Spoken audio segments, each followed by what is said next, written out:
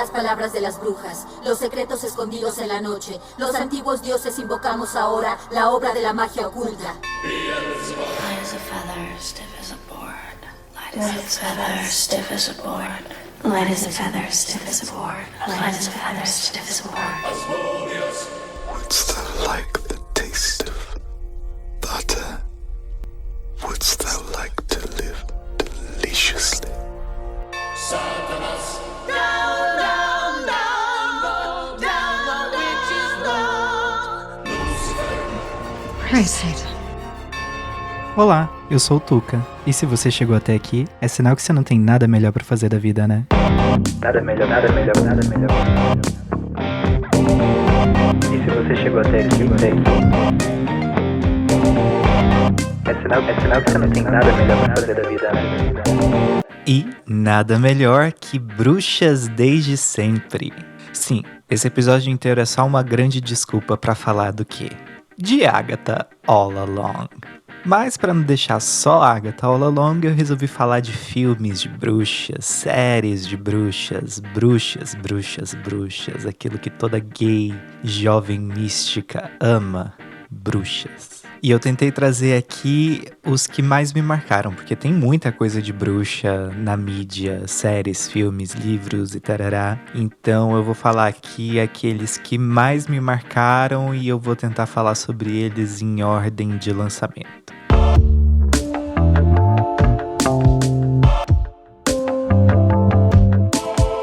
E o primeiro é As Bruxas de Eastwick, de 1987, estrelado pela Cher, Michelle Pfeiffer e Susan Sarandon. Ah, e também tem o Jack Nicholson.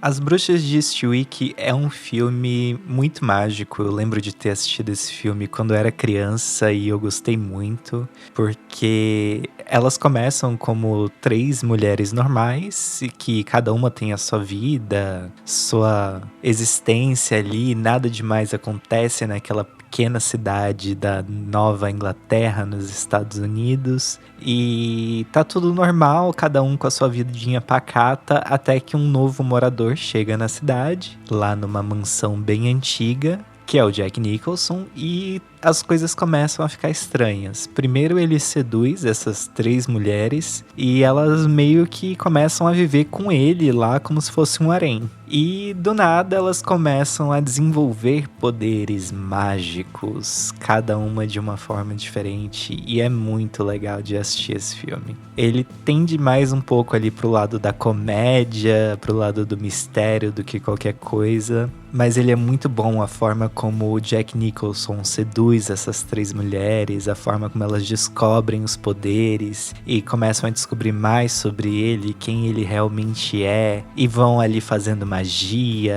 Elas começam a fazer magia para resolver os problemas que elas têm nas próprias vidas e tudo mais, e tá todo mundo vivendo ali numa grande orgia, num grande bacanal, os 4 juntos, um poliamor ali, uma coisa. E eu acho esse filme muito divertido de assistir, eu acho que ele envelheceu muito bem, tem ali uns efeitos especiais mais práticos do que CGI, e eu acho que o filme ele é muito divertido e ele envelheceu bem e ele é muito gostosinho de se assistir. Inclusive, uns 10 anos atrás foi feita uma série de TV baseada nesse filme, uma espécie de revival, só que a série não deu muito certo ali na época de Once Upon a Time, a audiência estava baixa, o único grande nome que tinha na série era a Rebecca Romijn Stamos, que não é mais Stamos, né? É só a Rebecca Romijn, que interpretou a Mística na trilogia original dos X-Men. Mas a série ainda assim conseguia ser divertidinhazinha, tinha ali umas coisas de magia bem interessantes de assistir. E o ator que fazia o Cramunhão lá, que dá poderes pra elas, ele era muito parecido com Jack Nicholson. Ele é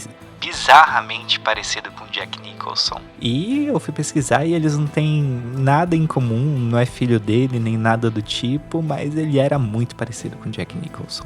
Enfim, a série foi cancelada logo na primeira temporada, não chegou nem a ter todos os episódios exibidos na televisão, mas era ok de se assistir, assim, nada demais, sabe? O filme continua sendo melhor, e eu sugiro muito que quem não assistiu assista, que eu gosto muito desse filme, só por isso mesmo.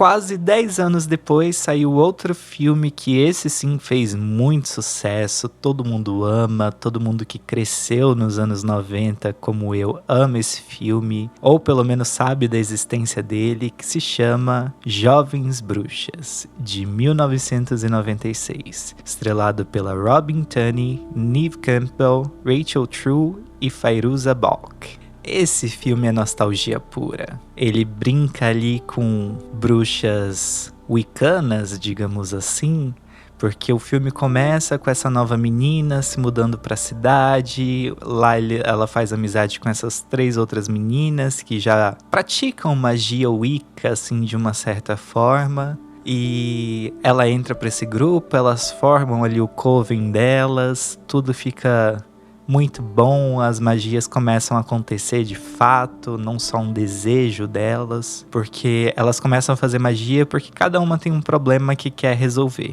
E aí, até então, elas tentavam praticar magia, faziam os rituais, faziam tudo certinho e nada dava certo. E elas imaginavam que é porque estava faltando mais uma no Coven. Aí elas resolvem fazer um ritual na praia para essa entidade chamada Mammon. E o filme não deixa isso claro, mas segundo a mitologia, Mammon é um dos príncipes do inferno. Então elas deixaram ali de praticar magia wicca, bonzinha, coisas boas e começaram a fazer magia demoníaca. E é aí que começa tudo a dar errado, porque elas agora têm uma grande quantidade ali de poder nas mãos e é aquilo, né? O poder corrompe. E é exatamente isso que o filme explora. Eu gosto bastante desse filme, eu gosto ali dos feiticinhos, do cabelo dela mudando de cor, eu gosto do Light as a feather, stiff as a board. Light as a feather, stiff as a board. Leve como pena, dura como tábua. Leve como pena, dura como tábua. Leve como pena, dura como tábua. Leve como pena, dura como tábua. Leve como pena, dura como tábua. Eu acho esse filme muito legal, esse filme marcou a minha infância e quem ainda não assistiu pode assistir. Esse filme teve uma espécie de continuação / remake recentemente durante a pandemia e eu só posso dizer que passem longe dessa continuação / remake porque esse filme é péssimo, péssimo, péssimo. Ô filmezinho sem sal.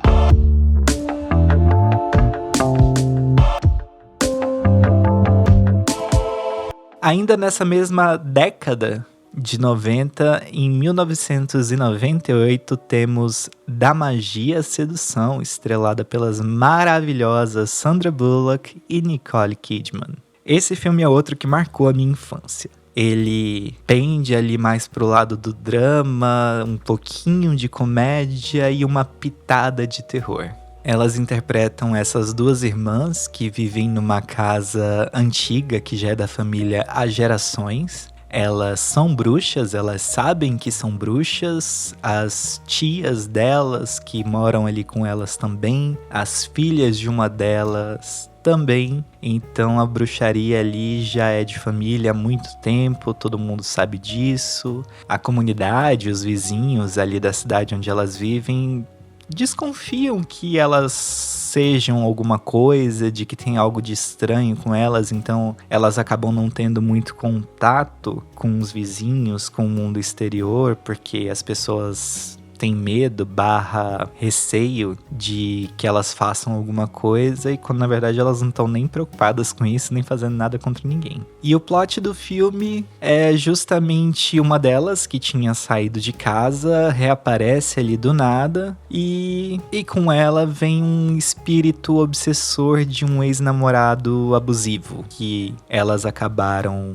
matando ali, eu não lembro se as 2 mataram ele, acho que sim, quando ele perseguiu uma dessas irmãs e tudo deu errado ali, ele acabou morrendo, elas enterraram ele no quintal, mas o problema é de pessoas abusivas assim, é que elas são obsessoras, obsessivas, possessivas, e mesmo morto ele continua ali, assombrando elas. E aí o filme vai se desenrolando de uma forma que elas têm que fazer de um tudo pra se livrar desse espírito, e esse espírito é os toquezinhos de terror que tem ali no filme. E esse filme ele é muito bom, muito gostoso de assistir, porque não é uma magia toda feita em CGI, é uma magia mais prática. Inclusive, o nome do filme em inglês é Magia Prática, Practical Magic.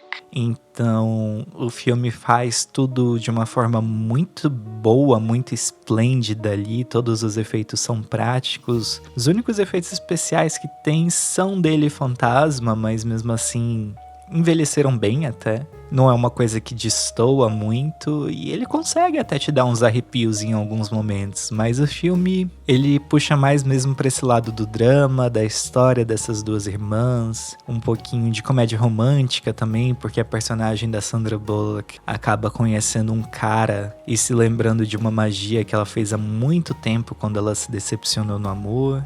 Então o filme tem tudo isso e muito mais, e ele é muito gostoso de assistir, muito legalzinho.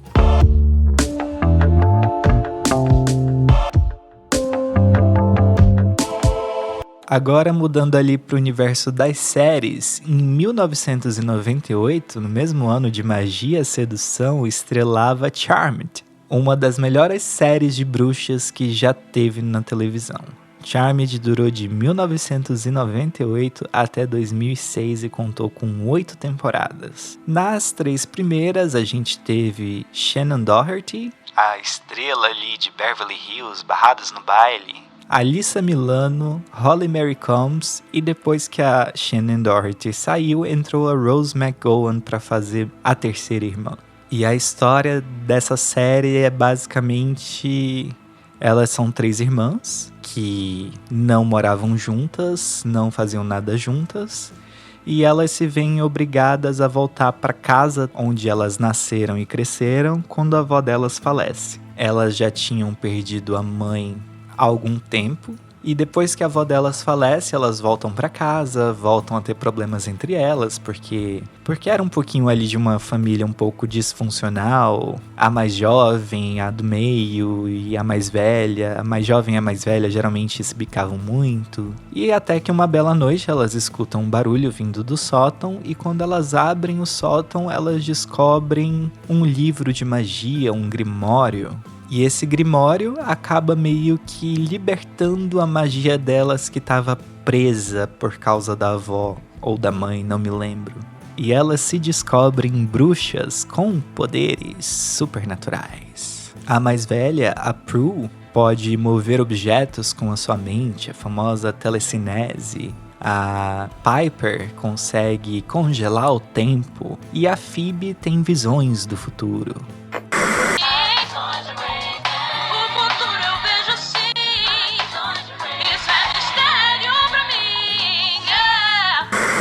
E depois, quando a Prue sai do programa e entra a Paige no lugar dela, a irmã mais nova, meia-irmã, ela tem poderes de se teletransportar, porque ela é metade anjo. E nessa série também tem muito disso, tem anjos, demônios, feiticeiros malignos, deuses e valquírias, sereias e muita coisa mais. Basicamente, Charmed andou para que Once Upon a Time pudesse existir. E essa série era tudo pra mim, eu acompanhava ela ali na minha adolescência no falecido Sony Entertainment Television, que tinha na TV a cabo. Era muito divertido de assistir. Eu confesso que eu não assisti tudo até o fim, porque, sei lá, o que tava fazendo da minha vida. A série entrou num hiato ali quando teve a crise dos roteiristas no início dos anos 2000. E quando ela voltou para as últimas 2 temporadas, eu acabei não assistindo, então só assisti até a 6ª temporada. Mas essa série era uma loucura, era muito boa, muito divertida de se assistir. Ela já aconteceu cada coisa com cada uma delas, elas já perderam os poderes, elas já ganharam novos poderes, tiveram os poderes aumentados, tiveram filhos com anjos, com demônios, com não sei mais o que, com não sei mais quem.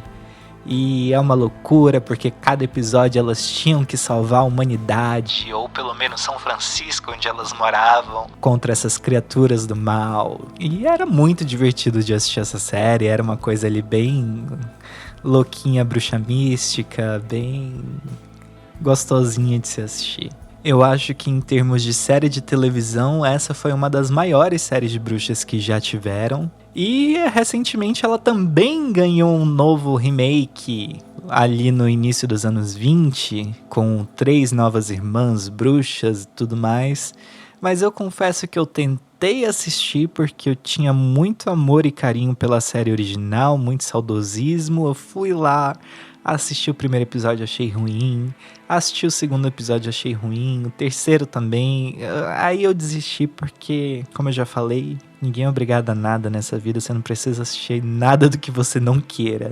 E eu tentei dar essa chance, mas a série não me pegou, ela não me convenceu. Eu acho ainda que a série antiga, apesar de todos os defeitos, do CGI ruim, do orçamento baixo e tudo mais, ela ainda conseguia ser muito melhor do que essa série nova. E essa série foi um grande marco, acho que na vida de muita gente. Os fãs gostam da série até hoje. Eu lembro ali nos primórdios da internet que tinha muita coisa na internet sobre essa série.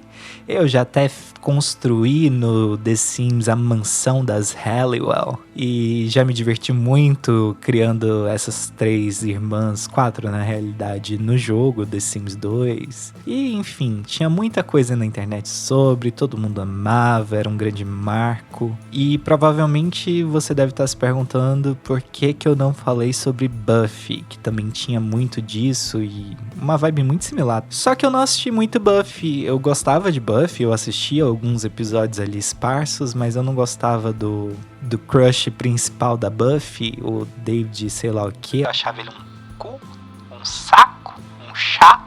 E eu acabei não assistindo muito a fundo. Gostava muito da personagem da Alyson Hannigan, que era uma bruxa também, se eu não me engano. Eu posso estar falando besteira aqui, minha memória já não é mais a mesma. Mas enfim, por isso que eu não falei de Buffy. Tá aqui uma menção honrosa rapidinho.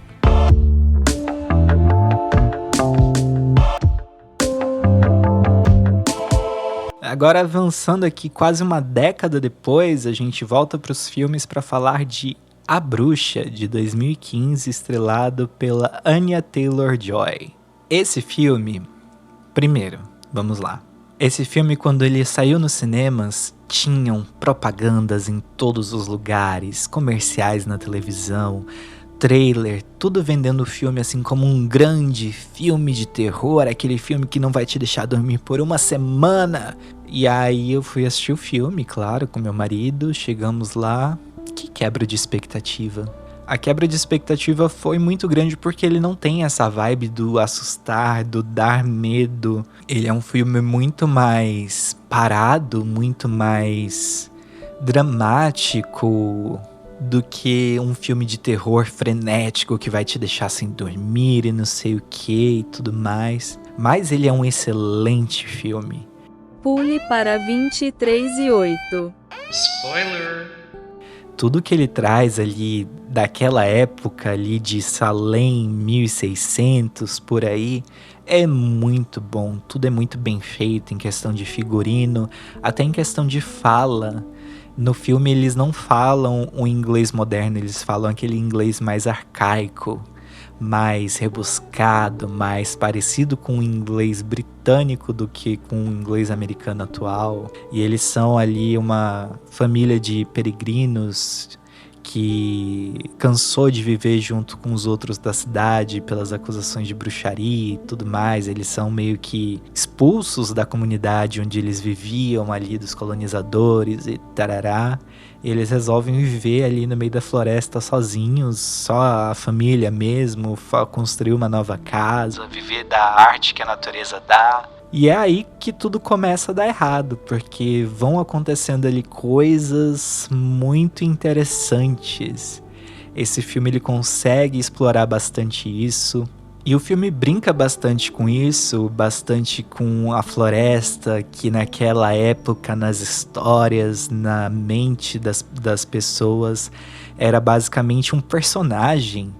Se você parar para ler as fábulas dos irmãos Grimm, lá da Europa, ou qualquer outra história de terror ou histórias daquela época, você vai ver que muito tá atrelado ali ao medo da floresta, ao medo do desconhecido, porque imagina, era a noite. O máximo que você tinha ali era uma lamparina, um lampião, uma tocha, e aquilo não ilumina muito bem.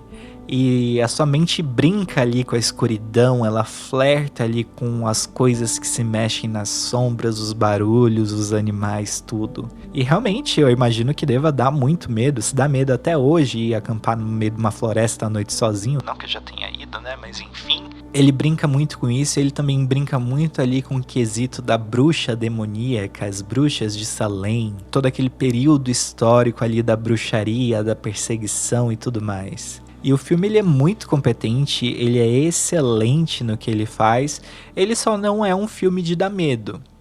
E como eu disse lá no início, a quebra da expectativa indo pro cinema assistir esse filme foi muito grande. No início, da primeira vez que eu assisti esse filme no cinema, eu não gostei. Não é que eu não tenha gostado. Eu gostei do filme, eu achei ele um bom filme, mas eu não achei ele um filme de terror. Mas depois, assistindo em casa outras vezes, esse filme ele cresceu em mim. Ele foi conquistando ali o espacinho dele na minha cabeça, foi conquistando um espacinho no meu coração, porque ele é um filme muito bom, ele retrata a bruxaria ali de uma forma muito boa, e o final dele é surpreendente quando aquele bode simplesmente vira e fala: Wouldst thou like to taste the butter? Wouldst thou like to live deliciously? Gostaria de sentir o gosto da manteiga, de um vestido bonito. Gostaria de viver com luxúria. E toda essa cena ali, quando tudo se concretiza e ela vai ali pro meio da floresta e o bode deixa de ser um bode pra mostrar quem ele realmente era, e chega ali na floresta e tem um encontro das bruxas e tudo mais, e ela assina o nome do livro. Esse filme, ele é fantástico, esse filme é maravilhoso, esplêndido, uma obra-prima. Eu gosto como ele constrói a personagem da Anya Taylor-Joy, a Thomasin, de uma forma que você assiste e o tempo todo você sente nela aquela inocência, mas ao mesmo tempo você sente que tem algo a mais ali. E o filme ele não te deixa claro se desde o início ela era uma bruxa ou se ela só se tornou uma bruxa depois, quando tudo aquilo aconteceu. Então você sempre fica na dúvida, porque ele te dá ali indícios de que sim, mas ele também te dá indícios de que não. Então você fica ali meio confuso em relação a isso. Esse filme é fantástico. Se você não assistiu, eu juro, eu sugiro muito que você assista, se você gosta da temática bruxas, demônios e tudo mais. E eu vou ter que deixar um aviso aqui de alerta de spoiler, né? Porque falei o final.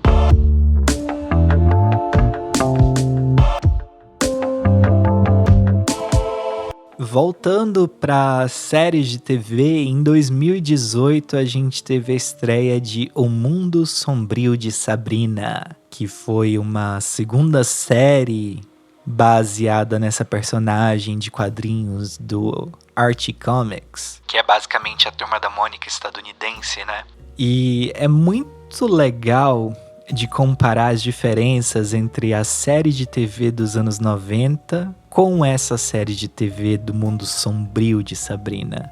As duas são completamente diferentes. É a mesma personagem, só que de universos diferentes. E essa série, quando ela estreou, ela foi um marco. Que série fantástica, que série esplendorosa. Ela era uma série ali mais adolescente, mas ela era muito boa. Eu gosto muito que ela explorava muito ali a magia satânica, das bruxas satânicas e muitas outras coisas enquanto brincava ali no gênero adolescente. Essa série foi fenomenal. As tias da Sabrina nessa série, que são a Miranda Otto e a Lucy Davis, também estão fantásticas, maravilhosas. A Kiernan Shipka, que faz a Sabrina também, o Chance Perdomo, que faz o Ambrose. Tudo é muito bom aqui nessa série. Sem contar a Michelle Gomes como Madame Satã, que entregou tudo em todas as temporadas.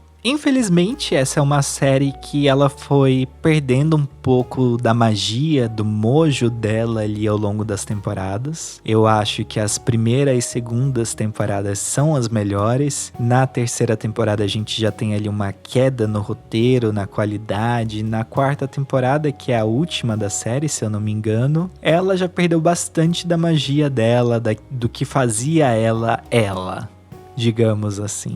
Mas mesmo assim eu gostava muito dessa série, eu gostava muito de tudo que ela me apresentava. Eu só acho que ela foi escolhendo caminhos errados ali ao longo do roteiro, pros personagens, e ela meio que foi se perdendo até ser cancelada, né? Mas as 2 primeiras temporadas são fantásticas, eu já assisti essa série várias vezes. Toda vez que ia sair uma nova temporada, eu assistia todas as outras, porque eu amava essa série. Eu amava tudo que ela me trazia ali de magia.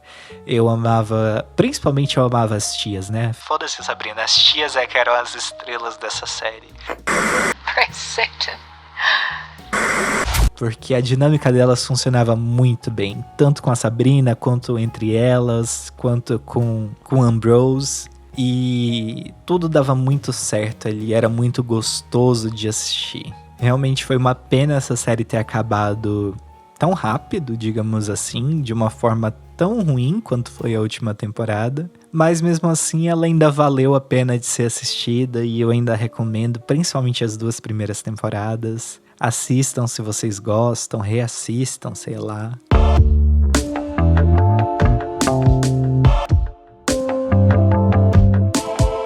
E aí a gente chega em 2023 e estreia a série As Bruxas de Mayfair, estrelada pela Alexandra Daddario.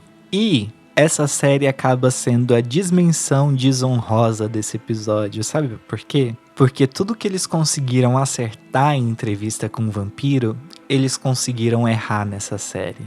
Essa série, ela tinha tudo, ela tinha um grande potencial. Eu nunca li os livros, mas eu sei sobre o que eles se tratam. Eu já ouvi histórias sobre a história do livro, já ouvi discussões na internet sobre a história do livro. E conhecendo a escrita da Anne Rice como eu conheço, eu tenho certeza que a história desse livro é fenomenal. Ele é um livro grande, acho que talvez por isso eu nunca tenha me interessado muito para ler. Eu tenho vontade de ler, mas ainda não fui atrás para ler esse livro. Mas essa série, ela é um pouco decepcionante. Eu não sei se é um problema de roteiro, se é um problema de direção. Se é um problema de roteiro e direção. Porque a Alexandra Daddario, ela é uma boa atriz. Eu não vou dizer aqui que ela é uma excelente atriz, mas ela é uma boa atriz. Ela já fez Annabeth nos filmes de Percy Jackson. Ela já fez aquela série White Collar. Ela já fez Hotel Lotus. Então, eu não acho ela uma má atriz, eu gosto do trabalho dela, mas nessa série ela tá tão apagada, uma atuação ali tão malhação, que eu não sei o que aconteceu. Provavelmente a direção, mas também tem muita falha de roteiro aqui nessa série. Eu acho que a série, ela não se desenvolve de uma maneira muito interessante pra te cativar e te fazer continuar assistindo. E também tem uma coisa ali de elenco. O ator que resolveram escolher pra fazer ali o personagem, o vilão principal da história, eu achei ele muito sem carisma, muito sem graça, muito sem sal. Então ele não te dá aquela vibe vilão, ele te dá aquela vibe, cara chato. Eu acho que um bom vilão, você tem que se apaixonar pelo vilão. E eu acho também que eles quiseram revelar muito pouco nessa primeira temporada sobre as bruxas, sobre a família, sobre o vilão. E meio que a construção não foi tão boa, então a série acabou se tornando um pouco desinteressante. Ela não é necessariamente ruim, mas em comparação com todas as outras coisas que eu falei aqui, ela é ruim. Ela é assistível. Eu acho que se você gosta muito desse mundo da Anne Rice, dos vampiros e tudo mais, eu acho que você talvez possa gostar dessa série. Não sei se vale a pena, não sei se ela vai ser renovada. Se ela for e tiver uma segunda temporada, eu espero que seja uma segunda temporada decente, melhor feita, melhor dirigida, porque dá pra perceber ali que a história tem muito potencial, muita coisa interessante. Ela só tá mal feita. No mundo da Anne Rice, você ganha uma e perde outras, né? Se você for ver o filme lá de Entrevista com o Vampiro, ele é um filme bom, mas se você for assistir A Rainha dos Condenados, ele é um filme péssimo.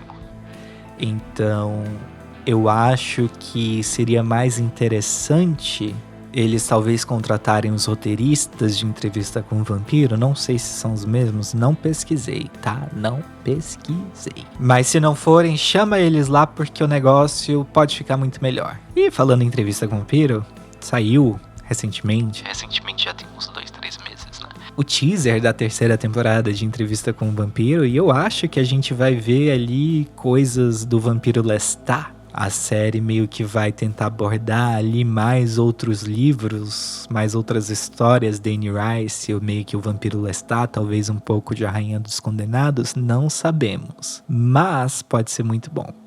E eu tô muito feliz com essa 3ª temporada que vai sair.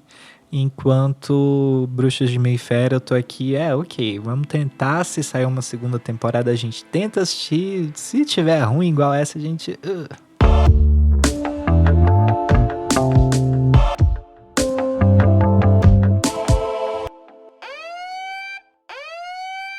Spoiler! E agora, depois de eu falar, vamos à estrela principal dessa noite, a 2ª metade desse episódio, que é Agatha desde sempre, Agatha all along, Agatha the Coven of Chaos. Sério, essa série ela teve muitos títulos antes de ter o título final e acho que todos eles se enquadraram muito bem. A série, que estreou esse ano, recentemente, no Disney Plus, é estrelada pela Catherine Hahn, reprisando o papel dela de Agatha Harkness, que apareceu pela primeira vez ali em WandaVision, Joe Locke, Patti LuPone, Aubrey Plaza, Sasheer Zamata, Ali Ann e Deborah Jo Rupp, que também já tinha aparecido em WandaVision. Essa série, ela pegou, viu? Ela pegou todo mundo desprevenido. O povo tava dando hate, tacando hate, que essa é uma série horrível, que essa é uma bosta, que não sei o que. Mas eu vou te dizer uma coisa. Tá passando um caminhão. A Jack Schaffer, que é a roteirista dessa série, ela tá se mostrando uma excelente roteirista. Porque tudo que teve de acerto em WandaVision, a gente teve de acerto de novo aqui nessa série. Eu acho que ela tá fazendo um trabalho muito bom dentro da Marvel. Porque eu já falei muito em WandaVision, como ela se tornou uma das minhas séries favoritas, como ela explora os personagens que a gente já conhece ali do universo cinematográfico de uma forma completamente nova e interessante. E consegue fazer isso com uma maestria muito grande, explorando bastante o psicológico desses personagens. E essa série conseguiu fazer tudo isso novamente com outros personagens. A gente já tinha se apaixonado pela Agatha lá em WandaVision, e a gente conseguiu se apaixonar mais ainda por ela aqui em Agatha All Along. Isso é uma coisa que é difícil de fazer.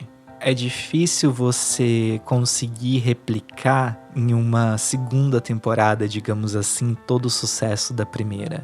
E Agatha conseguiu, se não conseguiu até mais. E é uma série que ela continua a história ali diretamente de WandaVision. Então, você não precisa assistir nada do que saiu nesse meio tempo para assistir Agatha All Along. Mas claro, tem algumas outras referências ali no meio, enfim. Se passaram 3 anos desde que WandaVision acabou, mas a série te dá ali logo no início do primeiro episódio esse marco temporal, justamente para quem não assistiu nada depois de WandaVision pode assistir sem medo. E essa série, eu vou falar assim como WandaVision, ela se tornou uma das melhores séries da Marvel para mim, uma das melhores produções do MCU também para mim. Ela é pensada em todos os detalhes dela, seja de figurino, seja de roteiro, seja de easter eggs, tudo dela é muito bem pensado e muito bem feito. Tanto que para conseguir pegar muitos detalhes, você precisa reassistir a série. Assistir uma vez só não é suficiente. Tudo é muito bem escrito, muito bem amarrado, e o diabo realmente está nos detalhes. E eu amei os detalhes, porque essa série causou em todo mundo a mesma coisa que WandaVision causou quando ela estreou, que é movimentar toda a internet para criar teorias do que está acontecendo, baseado nos quadrinhos que a gente já teve sobre esses personagens, de inventar coisas, de tentar predizer o que vai acontecer, de tentar explicar o que está acontecendo, e tudo isso é muito bom. Eu amo quando isso acontece num trabalho, em qualquer coisa que seja, qualquer área que seja, a internet se movimentando para criar teorias. Eu gosto muito de lê-las, inclusive.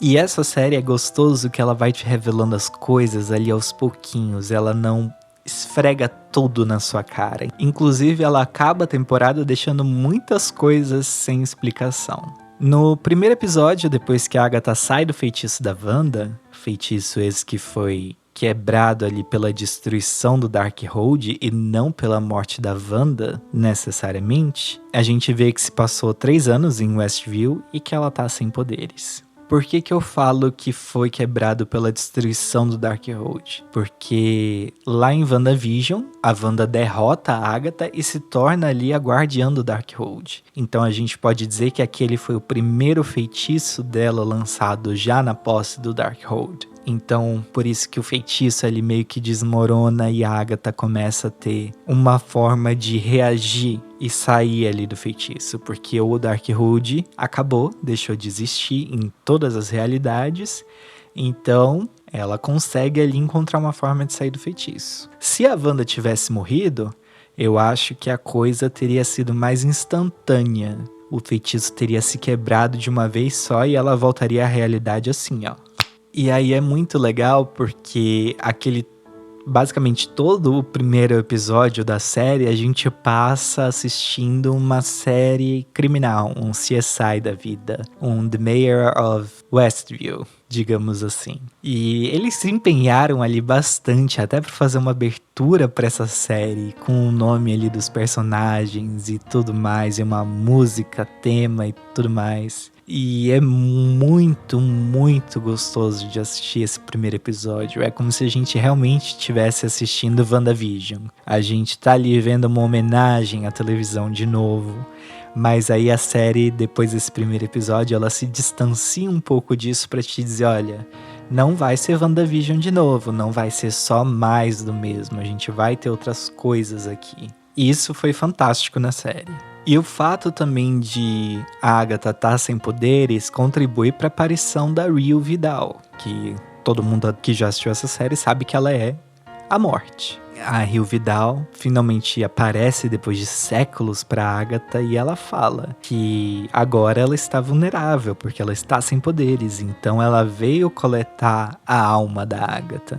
Porque ela já sabe que as 7 de Salem estão a caminho e que a alma da Agatha finalmente pode ser levada. E assim, reassistindo a série, você vai ver que tem muitos detalhes que são lançados ali logo no início da série. Por exemplo, nesse primeiro episódio, a Agatha fala sobre um acidente de carro que aconteceu em Eastview, a cidade vizinha de Westview. Que criativo. Mas enfim, ela fala sobre um acidente de carro com 3 pessoas. E mais pra frente a gente vai saber exatamente qual é aquele acidente de carro.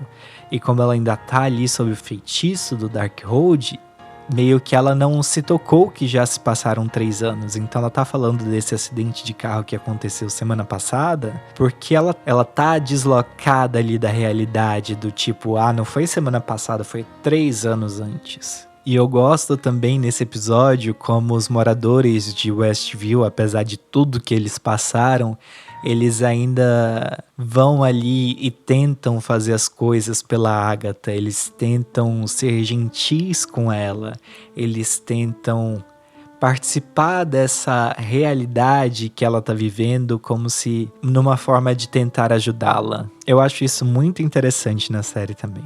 E ainda falando sobre o feitiço da Wanda, a gente tem nesse primeiro episódio ali aquele corpo que todo mundo falou, é a Wanda, é a Wanda, é a Wanda.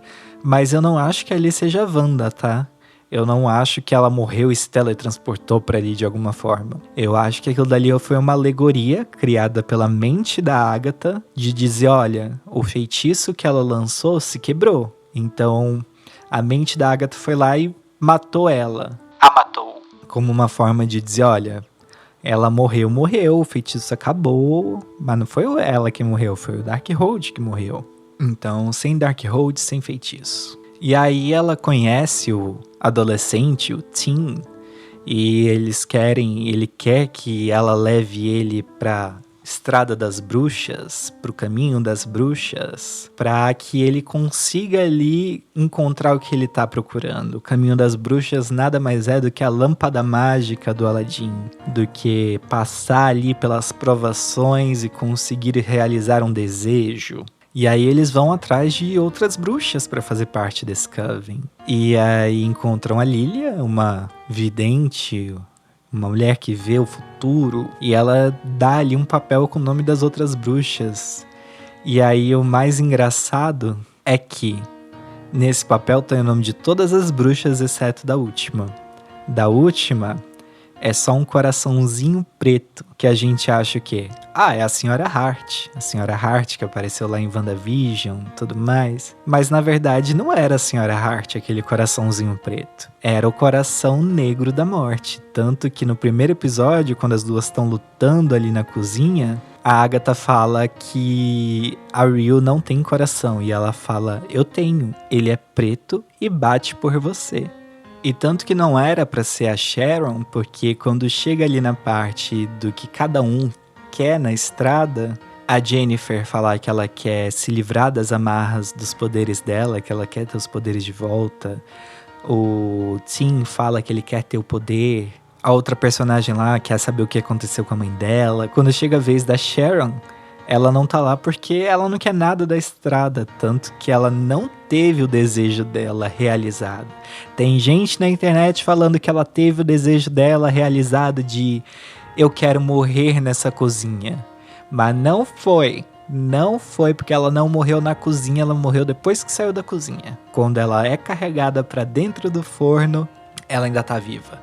Ela ainda tá gemendo, ainda tá respirando. E eu gosto muito como o roteiro brinca com essas coisas. Até mesmo porque ela fala que quer ser enterrada na cozinha. E ela acabou sendo enterrada na estrada.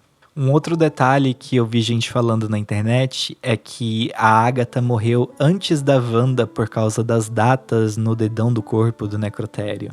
Mas as pessoas não se tocaram que aquele cartãozinho ali no dedão do necrotério, na verdade, não é um cartão de morte, identificação da pessoa que morreu. É o cartão da biblioteca, é o cartão do Darkhold. E aquelas datas ali falam quando que cada uma entrou em posse do Darkhold. Por isso que o nome da Agatha aparece antes do que o nome da Wanda.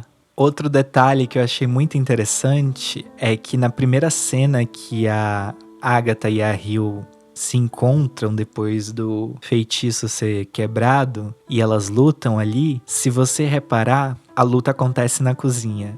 O único lugar da casa inteira que tem um papel de parede floral, um papel de parede cheio de rosas, flores, plantas, e aquilo dali meio que já remete a quem é a bruxa verde original. Isso daí foi um outro detalhe deixado ali pela equipe de produção muito bem pensado. E a série vai fazendo ali, elas vão passando pelo caminho, a cada episódio elas têm uma provação diferente para passar. E é muito interessante de assistir, é muito interessante também de ver as referências. Por exemplo, as raízes mudando de cor de acordo com cada especialidade de cada bruxa. De ver também as referências dentro de cada provação, por exemplo. A primeira ali parece muito ser a casa de Big Little Lies. Naquele episódio que elas estão naquela casa de árvore, bem anos 80 ali, com coisas de terror, onde elas vão brincar com a tábua Ouija.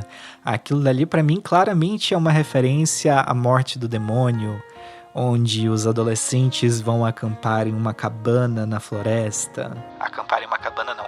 Vão para uma cabana na floresta. E tem muitas outras referências dessas ali espalhadas por toda a série.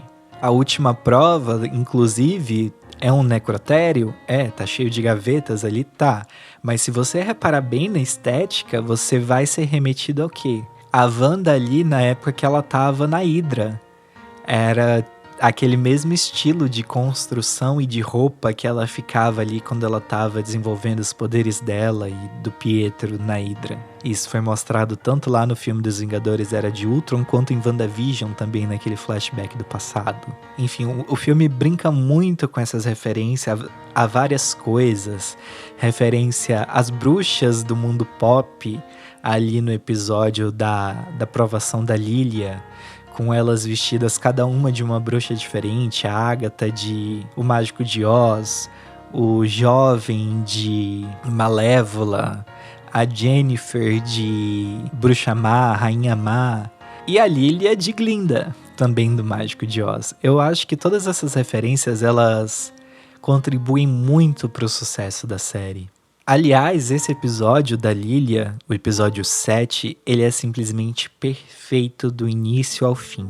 Ele coloca no lugar certo cada ceninha da Lilia ao longo dos episódios, porque ela vai ali ao longo dos episódios soltando certas coisas, certas profecias, uma carta, não faça isso, salve a Agatha, e a forma como o episódio 7 encaixa cada uma dessas cenas, cada uma dessas visões, é maestral, é perfeito. E Por Que Choras, Madame Teia? O incrível dessa série é justamente isso. Ela não tinha um grande orçamento, ela não tinha os fãs. Quer dizer, tinha alguns, eu por exemplo. Mas ela tinha um roteiro muito bem pensado e muito bem escrito. Eu não consigo nem dizer o que veio primeiro. Se foi a música ou se foi o roteiro. Porque as duas coisas são muito bem interligadas, que não dá pra dizer, foi a música que veio primeiro, foi o roteiro que veio primeiro, porque tá tudo muito bem construído ali dentro daquele universo. Assim como em WandaVision, eles também criaram uma história para cada um dos personagens que apareceu nessa série, mesmo que eles não apareçam em lugar nenhum. A riqueza de detalhes do passado de cada um deles é um fator que contribui muito para a série ser bem feita e gostosa de assistir. Porque você não tá vendo ali só personagens aleatórios que saíram do nada. A gente vê ali personagens que provavelmente nunca mais vão aparecer no MCU, e mesmo assim a série tomou esse tempo para contar um pouco do passado de cada um deles. Isso é um outro detalhe que enriquece muito essa série. No episódio 8, que é o do último desafio, os 3 que sobraram, cada um sai de um saco de corpo ali, de uma gaveta do necrotério com um item. O livro do Billy tá cheio de terra, o amuleto da Jane tem ali um líquido dentro, e o amuleto da Agatha tinha uma semente. Ou seja, era só eles trabalharem juntos. Mas o roteiro, acho que ele ainda conseguiu ir além, e cada um se resolveu da forma como podia.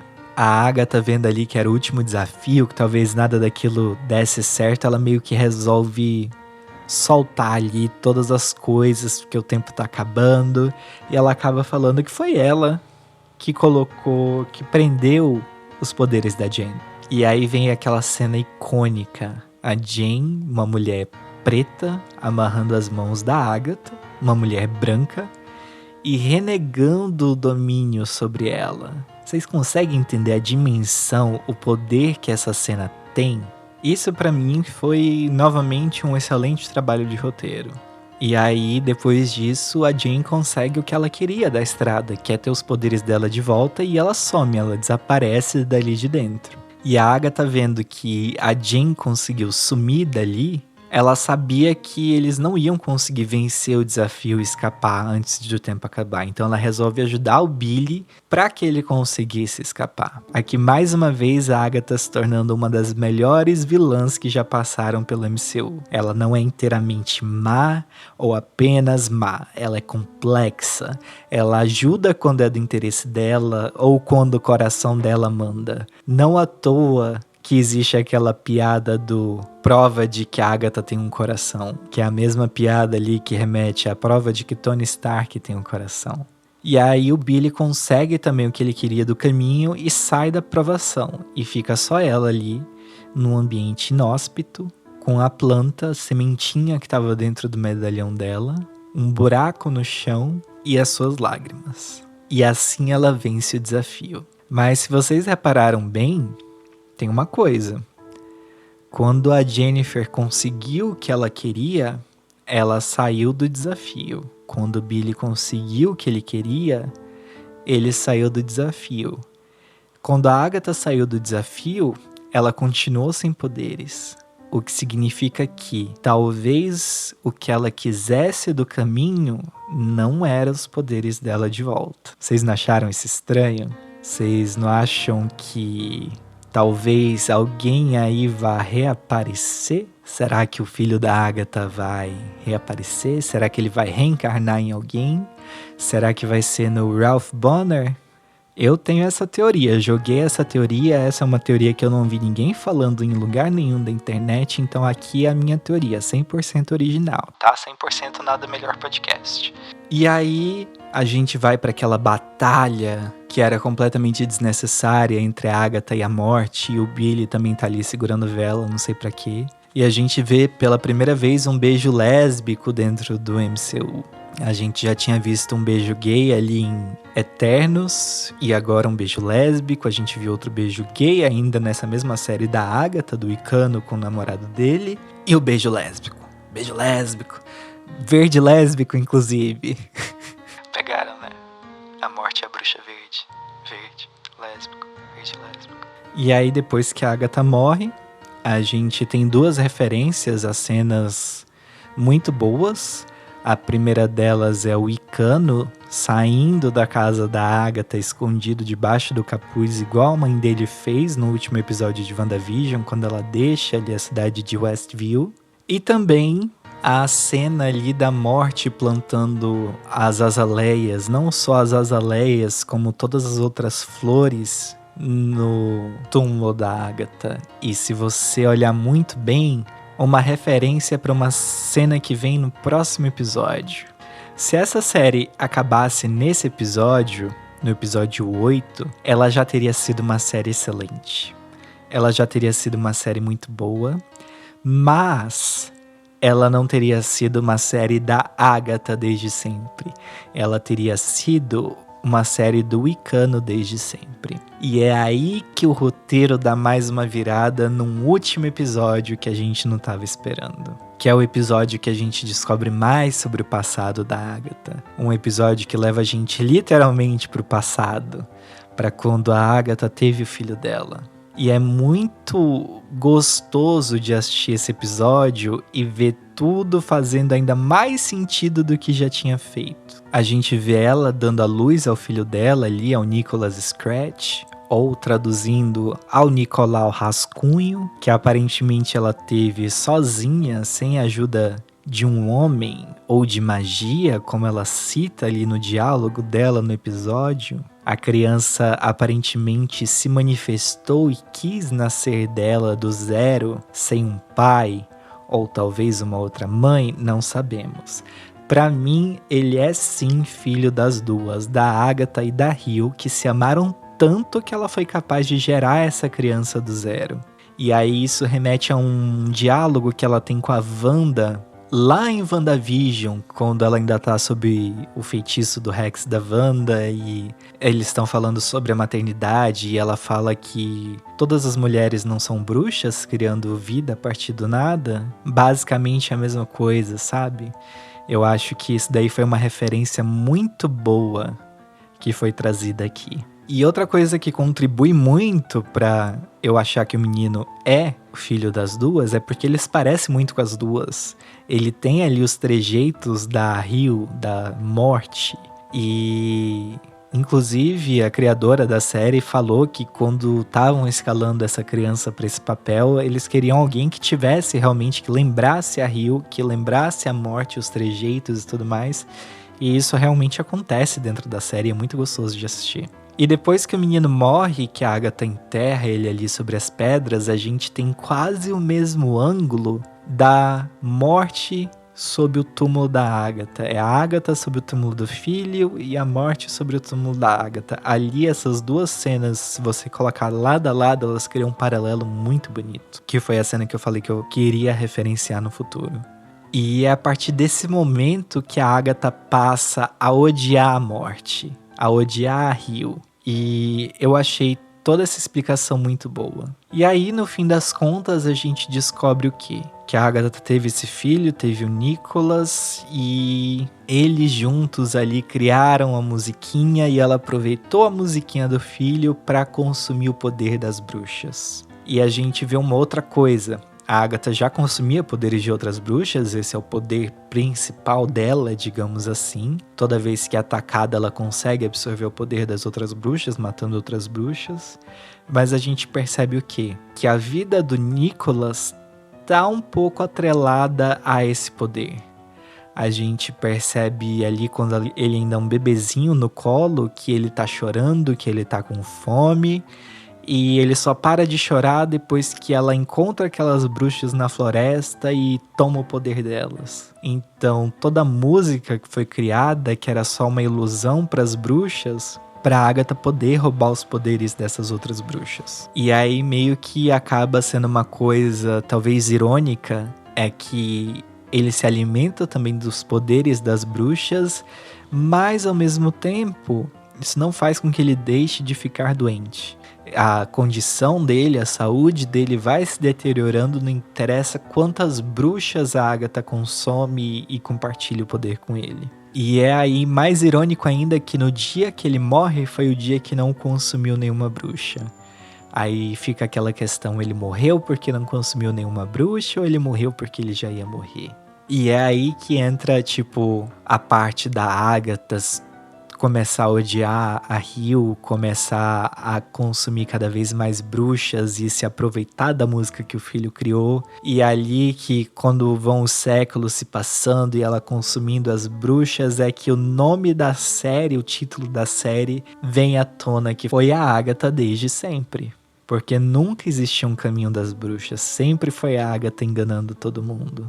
Aí a gente vê aqui um outro detalhe de que tudo nessa série foi muito bem pensado antes de ser feito. Ou seja, o caminho era só um disfarce inventado pela Agatha. E assim como a Wanda, em WandaVision, criou aquele Rex do nada, o Billy também criou o Rex que leva ao caminho das bruxas do nada. Só que, diferente da mãe que sabia o que estava fazendo e controlava aquele feitiço, o Billy não tinha a mínima ideia de que ele tinha criado aquele Rex e que ele não estava no controle. Porque ele é tão poderoso, se não mais poderoso do que a mãe, só que ele ainda é um adolescente inexperiente. Então, tudo isso nessa série, tudo muito bem pensado nessa série, não tem jeito. Essa série foi uma sacada de gênio. Eu acho que ela é perfeita, ou quase perfeita, porque eu tenho 2 pontos talvez negativos para falar sobre a série.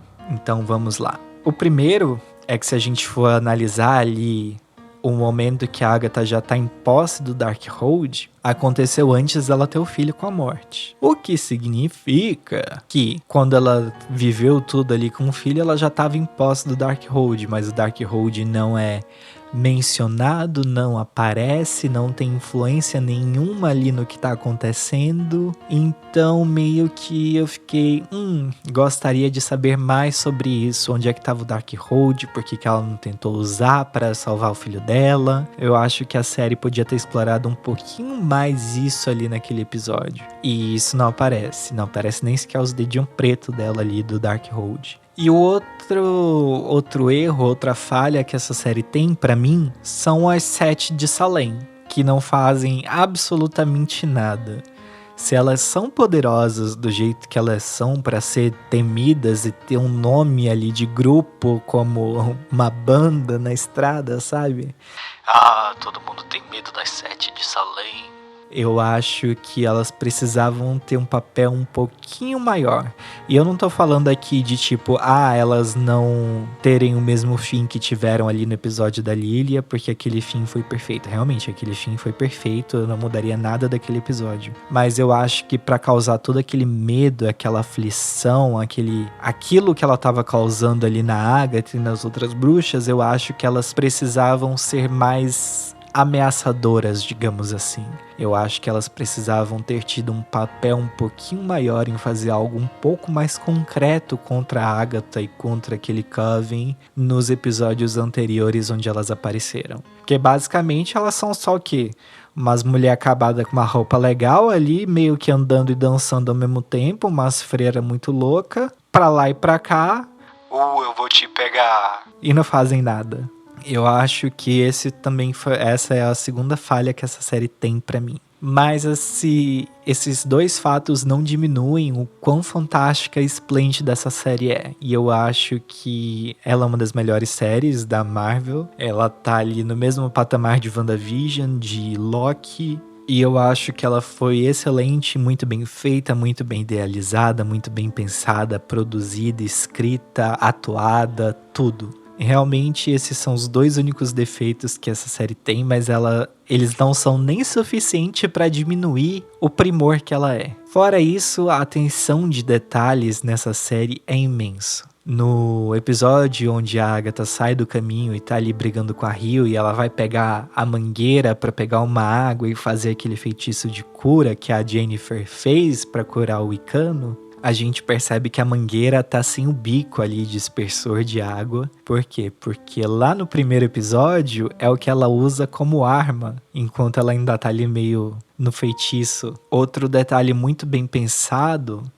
são os figurinos da série, toda a cenografia da série, como eu falei ali no início quando elas estão naquela briga na cozinha, o papel de parede ser todo referente à Bruxa Verde. Ele tem um fundo verde, ele tem rosas, ele tem folhas. O fato de que a morte sai ali da terra como em A Morte do Demônio, e ela sai ali daquele jeito toda e ainda entrega uma flor pra Agatha. Os figurinos que são muito bem pensados, a capa do Wicano ser uma referência ao Visão, enquanto toda a roupa que ele usou, tanto o suéter ao longo da série, quanto a roupa principal dele ali de heróis ser toda bordada com runas, é muito boa. A roupa da Lilia ter todas as cartas ali de tarô estampadas em volta do pescoço são muito bem feitas. A roupa da Jennifer, ela é tão sutil, mas ao mesmo tempo ela tem várias referências ali bordadas em relação a poções, em relação à alquimia, que são muito boas. A roupa da Agatha, que tem aquele casaco maravilhoso, que o fundo do casaco é todo cheio de referências ao corvo. Então eu acho que o nível de atenção nessa série ele é incrível, tanto nos figurinos que representa cada uma das personagens, dando personalidade e um pouco de história para elas, quanto nos diálogos. Se você reassistir a série e perceber ali o tanto de diálogos que a Agatha tem que fazem um duplo sentido, você vai ficar pasmo, porque em momento nenhum ela mentiu. Ela sempre falou, olha, o caminho das bruxas não existe, olha isso daqui, olha aquilo dali. E ela não mentiu, ela não enganou, ela falou a verdade. Só que como é a Agatha, que a gente nunca sabe se tá mentindo ou se tá falando a verdade, acabou dando tudo aquilo. E vários outros momentos ali em que ela fala as coisas, que ela dá a entender de que nada daquilo é real, de que tudo foi criado, é muito bom. Inclusive ela até ali quebra um pouquinho da quarta parede antes de entrar no caminho das bruxas, antes de entrar no Rex do Billy. Ela dá uma olhadinha ali pra câmera e com uma cara de sonsa, uma cara de o caminho não é real, então o que é isso? Sabe? E é muito bom rever e pegar esses diálogos. Eu acho, inclusive, que o único momento que ela mentiu foi quando perguntaram pra ela sobre o que elas deveriam esperar ali do caminho das bruxas, e ela fala, e dá pra ver ali o nervosismo no olhar dela, e ela vira e fala: uma provação diferente para cada uma dos elementos da magia, sabe? Dá pra ver que ela improvisou aquilo dali, mas ao mesmo tempo ficou muito bom e muito natural. Só que se você assistir em retrospecto, você pega o que você não tinha apego da primeira vez que você assistiu. Eu acho que isso foi muito fenomenal. E também foi por causa de ter que reassistir a série que esse episódio demorou pra sair. E ele era pra ter saído na semana passada e não saiu. E era pra ter saído, pra eu ter gravado no final de semana passada e não gravei. Por quê? Porque os vizinhos resolveram fazer festa e tinha gente gritando o final de semana inteiro. E agora, como eu sou uma pessoa trabalhadora, só resta o final de semana pra gravar. Então vai ter semana que não vai ter episódio e tá tudo bem, e é isso mesmo. E eu acho que eu já falei tudo que eu tinha pra falar aqui. Assistam Agatha, deixem uma boa avaliação lá no Rotten Tomatoes, no IMDb, no Letterboxd, onde quer que vocês avaliem as coisas. Falem mais, falem que vocês querem a roteirista Jack Sheffer fazendo mais coisas dentro da Marvel, porque aparentemente ela é a única pessoa nessa atual fase da Marvel que consegue fazer esse mundo ir pra frente. É isso, acho que eu me exaltei um pouquinho aqui. Mas sim, quero ela no roteiro de Quarteto Fantástico, eu quero ela no roteiro de Jovens Vingadores, eu quero ela no roteiro de Doomsday, eu quero ela no roteiro de tudo. Me exaltei de novo, desculpa.